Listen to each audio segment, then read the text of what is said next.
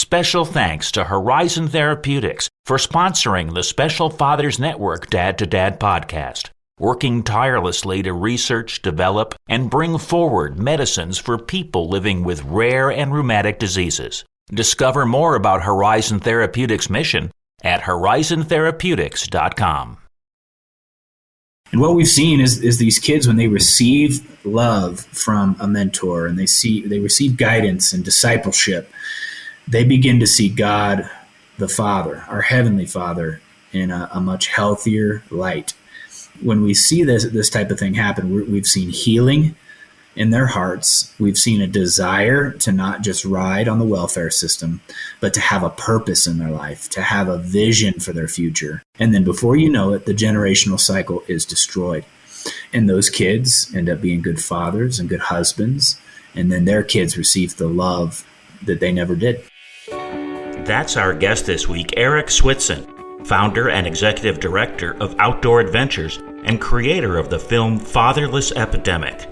Eric devotes his life to enabling fathers to be their best through outdoor activity and mentorship. We'll hear Eric's story on this Special Fathers Network Dad to Dad podcast. Say hello now to the host of the Dad to Dad podcast and founder of the Special Fathers Network, David Hirsch. Hi, and thanks for listening to the Dad to Dad podcast, Fathers Mentoring Fathers of Children with Special Needs, presented by the Special Fathers Network. The Special Fathers Network is a dad-to-dad mentoring program for fathers raising children with special needs. Through our personalized matching process, new fathers with special needs children connect with mentor fathers in a similar situation. It's a great way for dads to support dads. To find out more, go to 21stcenturydads.org. And if you're a dad looking for help or would like to offer help, we'd be honored to have you join our closed Facebook group. Please go to facebook.com/groups and search Dad to Dad. So now let's hear this heartfelt conversation between Eric Swithin and David Hirsch. I'm thrilled to be talking today with Eric Swithin of Florence, Alabama, a retired U.S. Marine, a former youth pastor, now founder and executive director of Outdoor Adventures, as well as the Alliance for Ending the Fatherless Epidemic. Eric, thank you for taking the time to do a podcast interview for the Special Fathers Network. I appreciate you having me, David. Thank you so much. You and your wife, Kameron, have been married for 14 years and are the proud parents of 2 children, Mason, 6, and McKinzie, 4. Let's start with some background. Where did you grow up? Tell me something about your family. Well, I was born in Illinois, and my parents separated and divorced when I was 2, and my mom flew us out to California, and my dad quickly followed. So we spent first 18 years of our life in California along the coast. Whereabouts in California, out of curiosity? A lot of people call it the Central Coast, but it's really not. It's really kind of the northern part of Southern California. So 5 cities area, Pismo Beach, Grover Beach. Gotcha. So out of curiosity, what did your dad do for a living? Well, he was blue collar in Illinois, and when he came out to California, he ended up finding a job digging water wells for a lot of really high-end ranches and celebrities and that kind of thing. And when you think about the relationship with your dad, how would you characterize it? It started off really rocky. He was really pushed out of our life because of the family court system, and also because of the fact that he didn't really know how to be a dad. He did not really have a dad of his own that was a good father, and also because of life circumstances and just weariness. So he wasn't really an active part of our life growing up. But then I'd characterize it as finishing really strong. We really became close after I went to the Iraq War. There was reconciliation in my family. At this point, I knew Christ, and we could see the love of God begin to penetrate our family and bring us together. And then I was able to walk him through almost 3 years of cancer before he passed back in April. Yeah, I was really sad to learn that your dad passed away, but relieved that you were able to mend that broken relationship and to have a meaningful relationship for the last 3 years of his life. It's a really powerful statement. That's awesome. You know, he really gave his life to the Lord towards the end there, and he would describe cancer as the greatest thing that ever happened to him, which is insane because, I mean, he suffered more than almost anybody I've ever seen. But What he meant was, when you're faced with your own death and it's inevitable, you really think differently. I mean, every breath you take, every butterfly you see, every minute you get with your kid. I mean, life just becomes infinitely more powerful when you're in the present because you're facing imminent death. And so, he really got right with God towards the end, and he began to become a dad that I always wanted. Yeah, well, sorry he was not present the first 60-something years of your life, but that is a very profound statement that you just made. And unfortunately, it was, I don't know if it's the fear of God or just the fear of the limited amount of time you have, right? And, it does help you focus. I can vouch for that. So when you think about takeaways from your relationship with your dad, you mentioned one. Are there any others? Something that's important, perhaps, that you've tried to incorporate into your own fathering? Yeah, and that's the beauty of redemption. We can use the things that we've gone through in life as an excuse, as a crutch. We can always focus on our woundedness and the things that we've endured. And, but if we have Christ redeems everything. He uses everything for the good of those who love him and are called according to his purposes. And so what's been beautiful is I've taken the good things that I saw in my dad. My dad was a high-level adventurer. If I ever did get to spend time with him, I barely would escape death by the skin of my teeth. I mean, we would dodge rattlesnakes and we'd go rock climbing. And I can think of multiple situations where I almost died hanging out with Dad. He was so fun, and he tried to convince me at the age of 5 of shooting a 44 Magnum that I could barely hold up. And just, this guy was wild. I mean, he was definitely a wild dude. And so I try to implement that into my family, the beautiful things, the good things. We try to paint things black or white, but they're often, pretty gray. If I really think hard, I mean, he may not have seen us a lot, but when he did see us, he was pretty good at getting us outside and doing fun stuff. So we've become an outdoorsy family and that kind of thing. But then there's stuff that, I've really learned from him. He never received any kind of tenderness from his dad. His dad definitely didn't receive tenderness from his dad. And so I can remember, hugs with my dad were very sterile. They weren't very intimate, and never been kissed by my dad, on the forehead or cheek or anything. There wasn't a lot of affection. There weren't a lot of sweet words, that kind of thing. He might have done that towards my sisters a little bit more, but with my kids, I didn't even know when my wife was pregnant with my son. I was literally on my knees praying, God, am I allowed to kiss him? Can I kiss my son? And then when he comes out, you're like, dude, you can't kiss him enough. It's so natural. So I've taken the good, I've taken the bad, I've taken the stuff in between, and through Christ, through His Word, through mentors, I've used all of that stuff for good in my own family. Yeah, well, I'm thrilled that you're on the path that you're on. I know we've talked about this in the past, but we both came from broken families, our parents being divorced and not having a meaningful relationship with our dad, certainly as a young person, those influential years. And once you become a dad, it's crystal clear, I think, when you've had a dysfunctional situation, that you have control. You can do something about this, right? And I've often talked about breaking the cycle of father absence, and you're doing an excellent job with your own family and moving forward with the lessons that you've learned, emulating the good stuff like you were making reference to, and maybe living vicariously through the not so good things so that you don't repeat those same mistakes. So my recollection was that you took a BA in economics from Rice University, and then a number of years later you got your master's in theology and ministry, and that you're pursuing a doctorate in ministry from New Orleans Baptist Theological Seminary. And I'm sort of curious to know, how has that educational path informed you as a dad and the work that you're doing today? Well, primarily, do not ever say, God, I really don't ever want to do this again. Please don't make me go to school. Because kind of like my spiritual father, Bay Forrest, his first book was, Please God, Don't Send Me to Africa. That was literally the title. And so you can imagine, what happened in his life story. But I was not the type of person to enjoy school. I hated school. One of the many reasons I went into the Marine Corps right out of high school or shortly after high school. And so, education for me came much later as I began to gain some wisdom. At 28 years old, I went back to school for the first time. And I started realizing I'd lived quite a bit of life. I'd seen combat. I'd seen a lot of life and death. I'd had my own company. And here I am sitting in a finance class, and I'm like, dude, this is it. I mean, I understand this stuff because I do it. And so I think it really puts some teeth to it when you've had some life experience, because you can discern what's useful and what's not, what's practical, what's not. So I actually started liking school. When you start finding subjects you enjoy, your bachelor's degree, right? You're just sort of getting a survey of life and all these different types of things. Rice University basically tries to fry your brain in a short period of 4 years.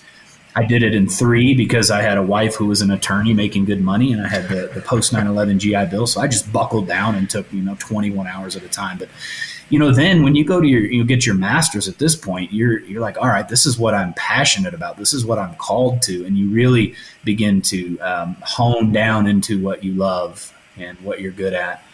And I just loved getting my master's was really amazing in theology and ministry. And now at my doctorate, I'm specializing in discipleship and spiritual formation. So in other words, how do you connect deeply with God, intimately with God, and how do you help others do the same? That is amazing. Like it's one of the hardest things I've ever done, but it's in an area that I love the most. So how do we apply this to ending the fatherless epidemic? Listen, I believe the only solution to being a good dad, a really good dad, the only solution to ending fatherlessness as an epidemic, it'll never be ended fully, but it'll be restored to levels that are somewhat acceptable, if you could say, is when we know God and we know him deeply and his character shines through us. We emulate our perfect heavenly Father in our own homes and in our own communities. So that's where this all transpires. Right now, I'm learning how to connect deeply with God in a relational way, learning the tenderness of a perfect Father. And then I'm learning to breathe that into the world and show others how to do the same. And when you do that for a kid who's got a father wound or didn't have a father, it changes everything. You want to talk about redemption. It changes everything for that kid. Very powerful. Thank you. So I want to go back just a little bit because you had some important life experiences before you sort of, if you will, buckled down from an educational standpoint, found your purpose, if you will. So after high school, you went into the Marines. You served in the Marines for 4 years. And my recollection was that you were a nuclear, biological, chemical recon. And what is that, and what was your Marine experience like? Again, right? God, please don't send me to school, right? So I end up in the Marine Corps, and I'm ready to let's go kill bad guys. And then I end up getting into this specialty that's really heavy with school. There's only a couple of other schools that are longer than NBC school, Nuclear, Biological, Chemical Defense. So I go to Fort Leonard Wood, Missouri, and I'm playing around with chemical agents and going into gas chambers and learning how to train Marines on how to stay alive in that kind of scenario. And I do pretty well. Find out, even though I hate school, I might be a little bit good at it. And so they're like, "Hey, so we'd like to send you to this other school." And I'm like, "Okay." So I do that, and it's Fox Reconnaissance School. There's very few people that get to do that. There were only 10 vehicle platforms in the whole Marine Corps at the time. And so you have a crew of 3 or 4 in each vehicle. So do the math, 10 vehicles times a max of 4 people. You're looking at less than 40 in the whole Marine Corps. And then after that, they sent me to one further school, which was Master Fox Reconnaissance. And so I became one of maybe 3 Marines that had that designation.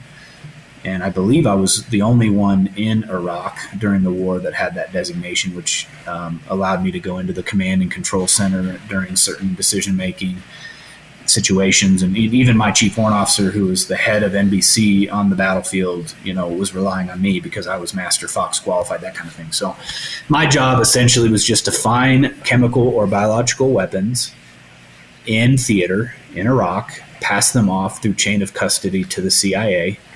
And then when we weren't doing the science kind of stuff, I was manning a 240 Echo 1 machine gun in a turret and a big LAV light armored amphibious vehicle. So I could swim across the Tigris River, or I could drive anywhere with this thing, but it was also a rolling laboratory. So I was running and gunning when things were heavy and we were in the middle of combat. We took 16 cities. And then when things were in a lull, I was trying to collect data. Holy moly. It sounds like that was a whirlwind experience in the 4 years that you were there. So how many tours did you actually do?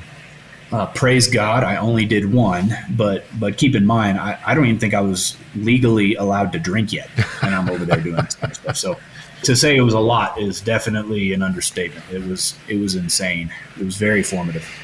That's just wild. Well, thanks for sharing. And obviously, these are some of your foundational experiences as a young man. Like you said earlier, you experienced a lot. You saw a lot, life and death. With those Marine year experiences, and it helps form your world outlook on things, for good or bad. For good or bad, right? And again, when we have Christ, he could take all this mess and he used it to break me emotionally, and then he used me to walk away from a business career and to go into ministry, and he literally tripled, maybe quadrupled my compassion for suffering because of what I had endured over there and seen over there. Any PTSD or any impact of that nature? Tremendous. Yeah, and I'm not ashamed of that. We're finding now that if you have childhood trauma and then you go into combat scenarios, your likelihood for PTSD is astronomically higher. Any kind of trauma situation as a child, it could be very triggering later on. So, that's really what happened to me. I didn't even know that was going on. But later on, as I began to process it, I realized, I really needed to deal with some things. I was really struggling. And if you don't mind me asking or trying to drill down on that, how did you go about dealing with those things? I was forced into it. I buried myself in my work as a businessman, trying to avoid thinking too deeply about anything. And so I would drink almost every night and eventually just pass out and get up a few hours, later and go to work and run a company. And so there was a lot of self-medicating and a lot of really negative and unhealthy ways of coping. But later on here, I get married, right? And I move into my wife's house after we're married, and she lives in like downtown Houston, Texas. And there's a Channel 13 news helicopter that would randomly fly by our window at any hour of the night. And there's a very significant moment in the war with a helicopter that saved my life. And that noise just sent me over the edge. And so I was forced to deal with it. Here I am, a newly married man. I've got a successful career, and I felt like I was losing it. So I got help. I finally swallowed my pride. Well, really, I didn't swallow it. I just threw it down. And I realized I needed some help. I needed to talk to somebody. I needed to figure out what I was experiencing because I really couldn't understand what I was dealing with. I didn't know what it was called. I had no idea what these things were. I thought I was losing my mind. I was hyper vigilant. I'd struggle if I was walking in a grocery store or sitting in a restaurant or and of course I'm carrying a loaded pistol almost at all times. And it reached its pinnacle when one night I had a night terror and I woke up in the middle of the night. It was a really dark room because I like to sleep in basically like a bat cave. And I pulled a gun on my wife. She was in the bathroom, walking out of the bathroom to go back to sleep. I thought she was laying next to me because the blanket looked puffed up. I didn't feel with my hand like I should have, and I was sort of back in a combat situation. Hypervigilance took over, and I was about to do what I was trained to do. And that's when I knew, this isn't okay. I need to talk to somebody. So I used a lot of prolonged exposure therapy, which is if you're afraid of water, go swimming 5 times a day. I used a lot of prayer and counseling from godly people that can help me process what I saw and did and stop blaming myself for all the things I had to do over there. And it just took a lot of time in the mountains, getting quiet and not running from it and pushing it down by working tremendous numbers of hours, right? But actually getting still before God, getting quiet, putting away the phone, not having a to-do list, but really just spending some time marinating in your own thoughts and spending time in prayer and just coming to terms with it. Well, it sounds, just paraphrasing what you've said, a metamorphosis of sorts, right? The person that you were, or the issues that you were struggling with a decade or so ago, are in the rearview mirror. And I'm hoping that they'll stay there, and that you'll be able to continue on the successful path that you've been on. Well, I appreciate that. I'm usually pretty good unless my son walks up behind me with a toy gun and says, "Ow," and hits me in the head with it. I'm usually all right now. Okay. Well, I think you mentioned that Kameron's an attorney. What type of law does she practice? I like to call her a recovering attorney. She's in the ministry now. She is our vice president. She's also our risk manager. She's also our treasurer. She wears many, many hats. I like to joke. I believe God is 100% sovereign, and he just knew that I needed a lawyer in my life at all times. And we're constantly having to, find our way out of little legal things that come up in ministry. And so, yeah, she's very good at it. And she was called by God to be a lawyer. And she didn't really know why until we met and we went into ministry together. That's awesome. And out of curiosity, how did you meet? God is, I don't know if you know this, but he is tech savvy. And we met through eHarmony. Okay. We were both super busy in our careers. And we met through an online dating site and ended up having our first date at a little bistro in Houston, Texas. And it turned into a 4-hour love fest. I knew that she was going to be my wife on date number 1. Wow. Yeah, it was made to be. And I think it's 1 out of 7 or something like that. Marriages today are based on, some type of online type of experience. Well, I just tell you, I did it before it was cool. We'll be back with more of the conversation on the Special Fathers Network Dad to Dad podcast in just a few moments. But first, this quick message. Please help 21st century dads gather research on families raising children with special needs by having them complete the Special Fathers Network Early Intervention Parents Survey. A link to the survey can be found in the show notes. As a token of our appreciation, each person, mom or dad, who completes the survey will receive a Great Dad coin. Thank you. Now, back to the conversation. I think you know that most of the interviews that we've done for the Special Fathers Network Dad to Dad podcast have been focused on special needs. And I know that that's not really your situation, but just as a point of reference, have you or Kameron had any connection to the disability or special needs community? Yes, we have. I believe, for obvious reasons, a lot of the kids we work with, they come from really rough areas. We call it the hood.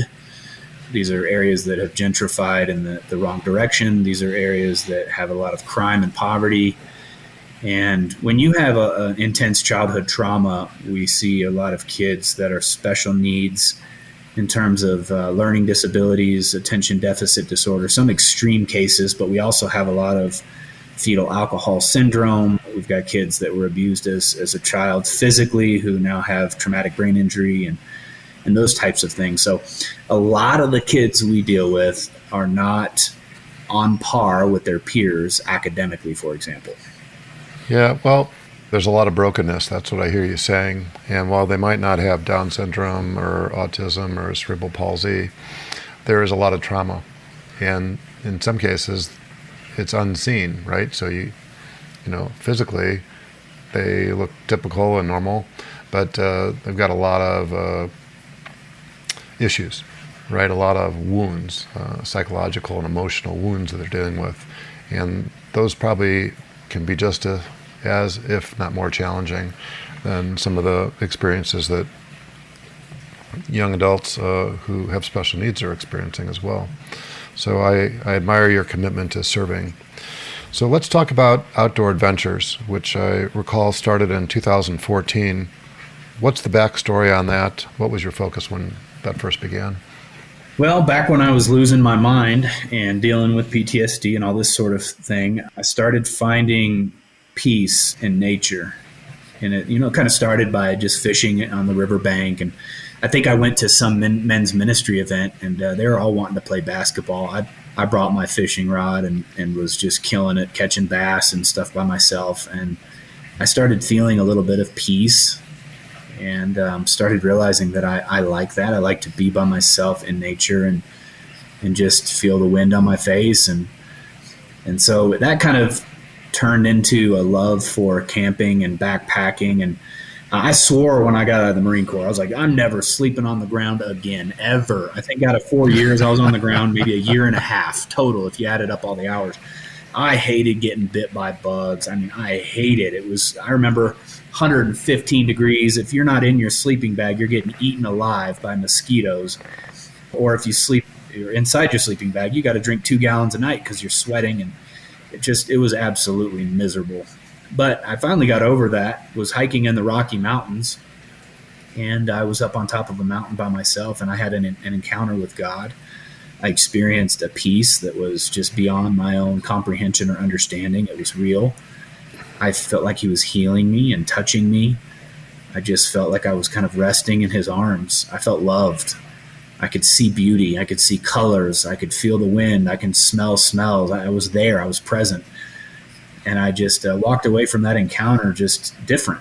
I don't think you could ever encounter God and not be different afterwards. The thought came to me. I believe it was a revelation from God. I need to get kids up here to do this. I need to bring other people. So I brought veterans up there. I guided an elderly women's trip up into the mountains. I said I would never do that again. But when I was already volunteering in the inner city. When we finally brought some kids from the hood up into the mountains, what happened was unbelievable. It was absolutely miraculous. I was like, wow, like these kids experienced God just like I had. And it was absolutely amazing. It was one of the great joys of my life to discover this. And then every other trip, the same thing happened, like rinse and repeat. I was like, all right, I guess I'll just stop when people stop encountering God. And it became one of those things. We had to fundraise some money to get the gear. We had to have insurance so we don't get sued if a kid gets injured or whatever. And we just put some formal stuff around it, formed the nonprofit. Again, my wife being a lawyer helped me do all this stuff. And it just took off really quickly. We were partnering with inner city ministries that existed already, but helping them to go deeper with the kids they were already pouring into, and really, really speeding up the mentor-mentee relationship by years, and building trust and showing these kids God through his creation. It was just awesome. So you spark a lot of questions in my mind. It sounded like it wasn't a straight path. Veterans, working with elderly women, focusing on kids and youth, that has become your passion. And how do you go about identifying the youth? I think you'd mentioned that some of them are from the inner city. Where are these kids coming from? How do you vet them? It's a great question. We teach this a lot to other ministries that we're partnered with, and it's really simple. You have 500 kids a week that come to your inner city program, but you have a few that are attentive and they're reciprocating what you're pushing out. You're going to have kids that show up just for the free pizza and to play the basketball and to, whatever. They've all got reasons why they're there, but you find the ones that are really interested in having that mentor relationship. And we begin to foster that. And what happened when we picked the right kids was they would come back from this wilderness experience and we'd initiate them into manhood. They'd be a part of our fraternity called the Wolf Pack. And it wasn't cheesy. They'd say the Boy Scouts are cheesy and all this other stuff. But what we were initiating them into, it was their language. It was a part of their culture. They loved it. So they'd come back, and then out of those 500 kids, it started to catch fire, right? The other kids were like, well, I want that. We clicked. There was a family within the programming, and you can see it. It was obvious. It was like a lamp in a dark room.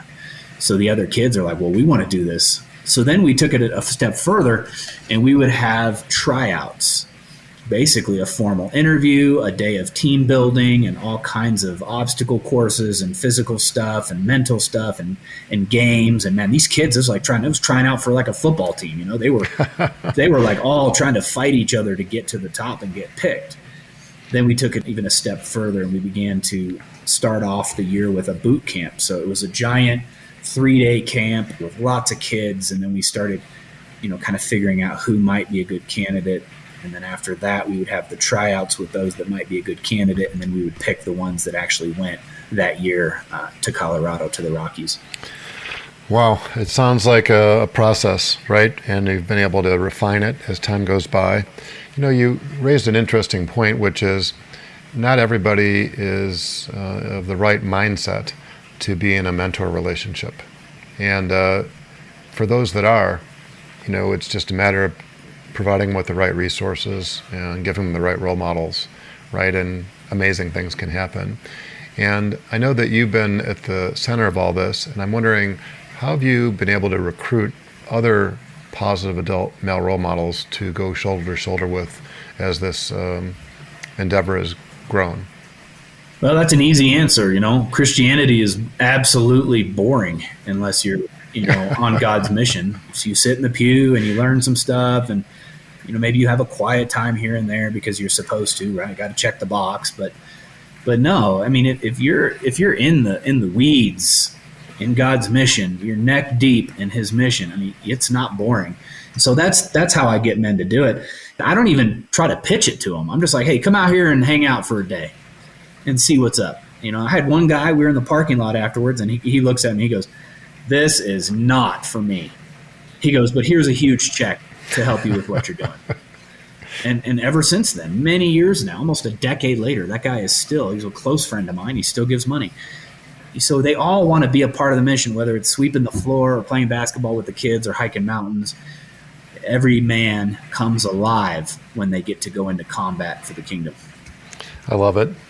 So you have a presence, and I don't know how many states, but could you just reflect on how this has evolved and how some of these partnerships or affiliations have occurred? It started off with just outdoor adventures, and then slowly we started to find that other ministries were asking how we're raising up other disciples. You'll know them by their fruit. I mean, we were having young teenagers that were also winning their peers to Christ, and they were baptizing their peers, and they were becoming leaders. We have a rank structure. You become a junior leader. And so it just started like, hey, well, this is what we're doing, and how can we help you? And we helped buy gear for another ministry in Baltimore, Maryland, and help them get their ministry off the ground. And then another ministry after that on a Native American reservation. And pretty soon it was happening more frequently. We were able to help other ministries get to the next level.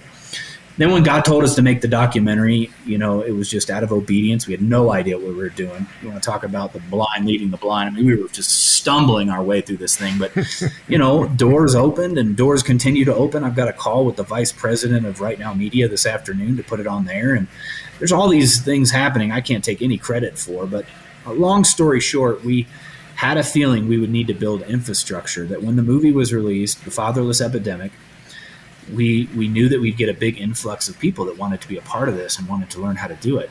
So we built out the infrastructure for almost 3 years, maybe 2.5 years, so that when the movie was released, we'd be able to send these people to the right people and show them how to do it. So that's how the Alliance for Ending the Fatherless Epidemic was formed. The Alliance for Ending the Fatherless Epidemic can be found at fatherlessepidemic.org, but it provides a portal of resources for other ministries. It provides a way of getting them connected. It provides a way for churches to be able to have an outdoor ministry or a fatherless ministry in their ranks and get trained on how to do that quickly. And so that's how it took off. We built the infrastructure, we released the film, and we thought the film would be pretty cool, but it ended up being way more successful than we anticipated. God's in it, and so He's taken it and done far greater things with it. And so now we're in 44 states. Our goals had to be rearranged. Our hopes is to have a fatherless ministry in every county in the U.S. by 2029.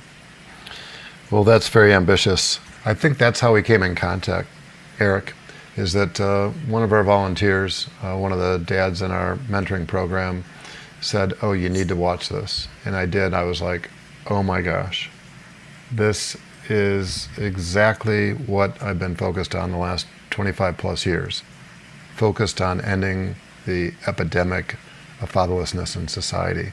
And while you're coming at it from a different angle, it's very impactful, and I can highly recommend it. So thank you for sharing. So from your lips to God's ears, I'm hoping that you will be in every one of the counties across America by 2029.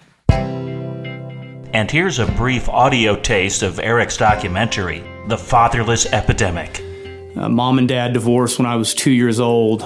Both of them came from generational curses of parents that weren't present, or parents who came from parents who came from parents who didn't know how to parent. And so the product of that was a dad who was fighting the court systems to try to get custody and see his kids, who was often pushed out. And then a mom who was trying to just stay afloat. My teenage years, I just didn't have a lot of supervision. And what I learned was when a young man does not have validation from a father figure, they're going to find that validation somewhere. There were times where the generational curses of addiction filtered through. What that looked like was Dad. Is there any advice that comes to mind? I'm thinking about advice that you might give to parents, and specifically dads, as it relates to raising their children. Yes. And I think this goes whether you're a ministry leader or whether you're a dad or whether you're an employee, whatever role you fill, we have to learn to be more honest with ourselves.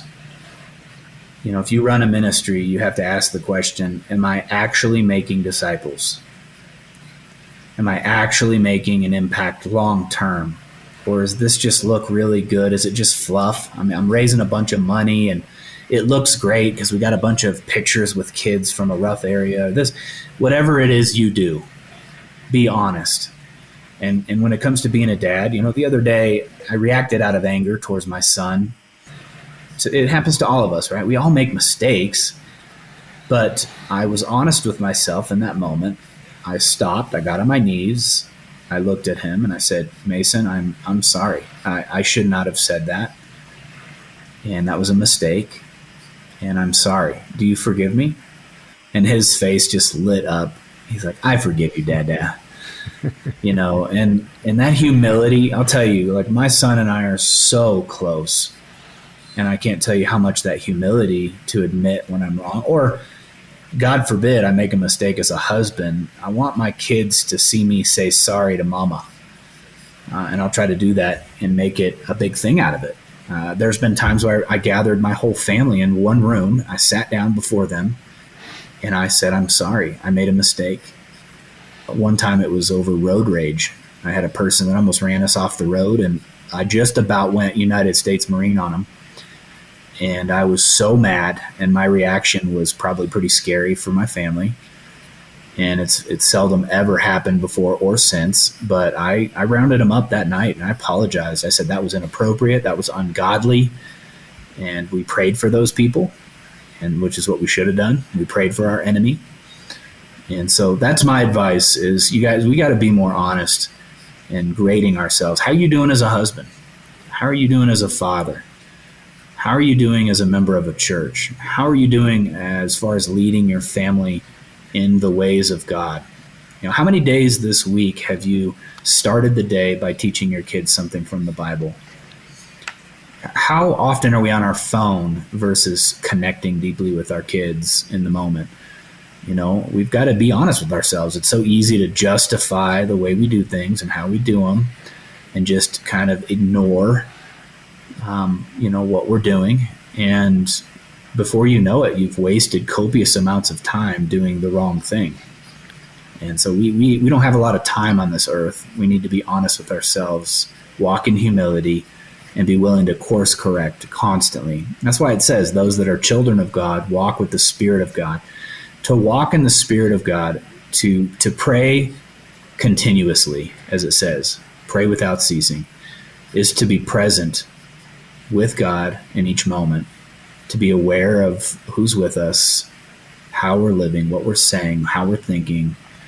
And that's just a reminder for me too, constantly, to be right there in the moment. Yeah, well, very powerful. And to paraphrase, learn to be more honest with yourself, maybe others for that matter. The one that really struck me is the humility to admit a mistake and be forthcoming about it. And then don't just stop there, but to course correct, right? To make the adjustments, right? So they're not doing the same thing and expecting different results. And while you didn't use the word, the thought that came to mind was being intentional, as opposed to just sort of like getting pushed along, going along, through the daily activities, but being purposeful and intentional. That's what I heard you saying. Love it. That's a great word to use. I agree. So the signature program of the 21st Century Dads Foundation is the Special Fathers Network, which is a dad-to-dad mentoring program.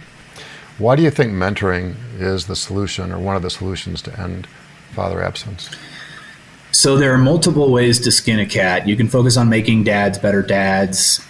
There's a lot of ministries that do that really well. We love that.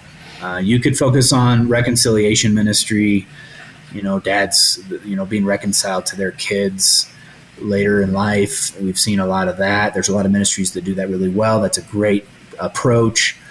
Our niche is to focus on ending the generational cycle with the kids we pour into. That's our approach. And essentially, we find kids that will probably be dead or in prison, won't get married, most likely. If they do, they'll get a divorce. Their kids are going to receive the same type of upbringing that they did. And you just repeat the cycle, except, now you've exponentially increased it. And so instead of going about it by, training up dads or this or that, we've just found that when we find these young men in particular, we do work with girls too, but we really focus mostly on young men, and we mentor them in life. So we have 3 areas that we specialize in and we focus on, which is biblical discipleship. We're teaching them how to have a relationship with God. Number 2, we're teaching them real life skills. And number 3, we're having outdoor adventures. We're getting them into the outdoors and enjoying nature with them. And sometimes we do all 3 of those. A lot of times we do all 3 of those at the same time. You go on a camping trip, you're teaching them about God, you're connecting with God. You're also teaching them how to build a campfire and how to cook and how to fish and how to hike and how to pack, and but you're also enjoying nature and getting out into fresh air and getting away from screen time. And what we've seen is these kids, when they receive love from a mentor and they receive guidance and discipleship, they begin to see God the Father, our Heavenly Father, in a much healthier light. And when we see this type of thing happen, we've seen healing in their hearts. We've seen a desire to not just ride on the welfare system, but to have a purpose in their life, to have a vision for their future, and to walk with God in their life. And I don't want to get a divorce. I've watched Eric and his wife and how they love each other well. And that's what I want. I want a family. I don't want my kids to be fatherless. And you talk about fatherlessness over the campfire, a few times, the kids, they start to realize, yeah, you're right. I don't want that for my kids.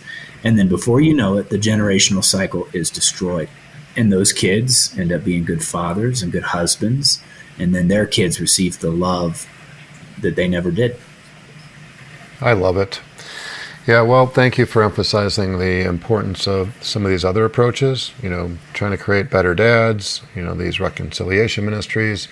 You're focused on a segment of the population, these young boys as well as young girls who have come from these broken families. The issue is multifaceted. 40% of the kids growing up in America are growing up in father-absent homes. 40% of the kids that are born today don't even have a dad's name on their birth certificate. These are statistics that have an overwhelming impact in our society today. The incidence of crime and incarceration, drug and alcohol abuse, teen suicide and pregnancy, which are the headlines in every community across America, have a lot to do with the, quote, breakdown of the family. And in many cases, or most, that has to do with the lack of positive adult male role models or dads in their lives. So I just applaud you and your colleagues for the work that you're doing. Well, thank you. And likewise, it's easy to just promote our own thing, but at the end of the day, God has a mission for everybody. and we're all trying to do our part. We should be.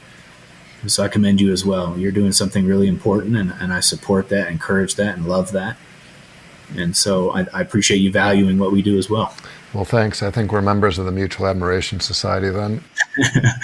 I accept. Is there anything else you'd like to say before we wrap up?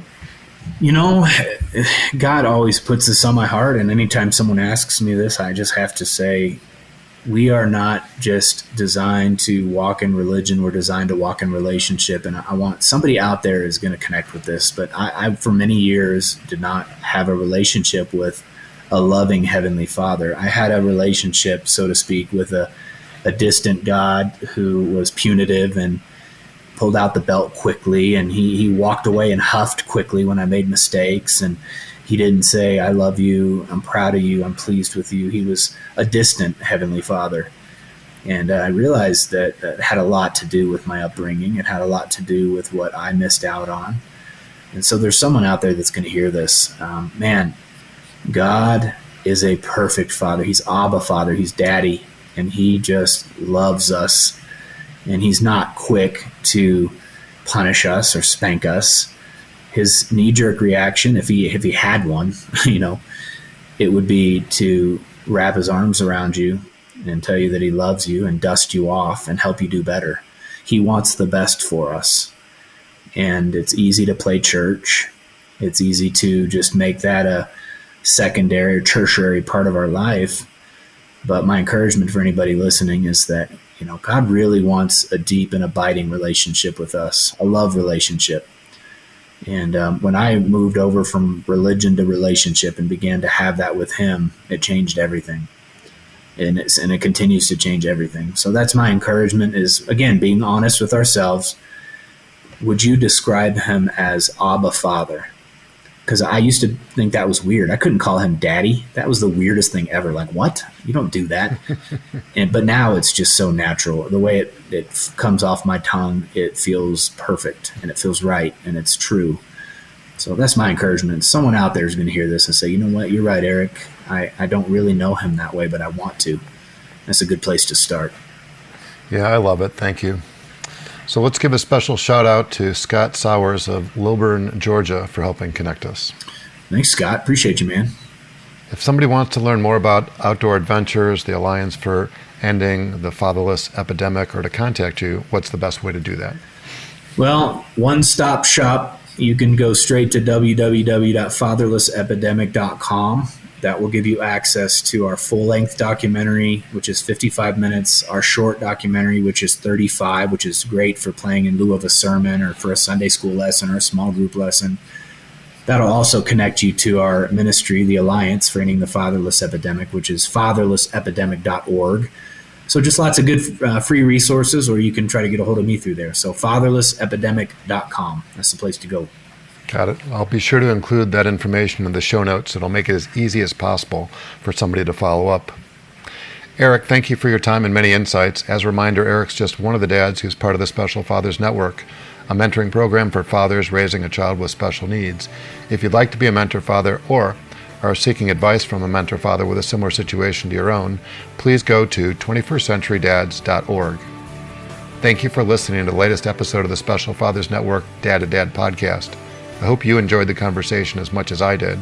As you probably know, the 21st Century Dads Foundation is a 501c3 not-for-profit organization, which means we need your help to keep our content free to all concerned. Would you please consider making a tax-deductible contribution? I would really appreciate your support. Eric, thanks again. Thanks for having me. And thank you for listening to the Special Fathers Network Dad to Dad podcast. The Special Fathers Network is a dad-to-dad mentoring program for fathers raising children with special needs. Through our personalized matching process, new fathers with special needs children match up with mentor fathers in a similar situation. It's a great way for dads to support other dads. To find out more, go to 21stcenturydads.org. And if you're a dad looking for help or would like to offer help, we would be honored to have you join our closed Facebook group. Please go to facebook.com/groups and search Dad to Dad. Lastly, we're always looking to share interesting stories. If you'd like to share your story or know of a compelling story, please send an email to david@21stcenturydads.org. The Special Fathers Network Dad to Dad podcast was produced by me, Tom Couch. Thanks again to Horizon Therapeutics, who believe that science and compassion must work together to transform lives. That's why they work tirelessly to research, develop, and bring forward medicines for people living with rare and rheumatic diseases. Discover more about Horizon Therapeutics at horizontherapeutics.com.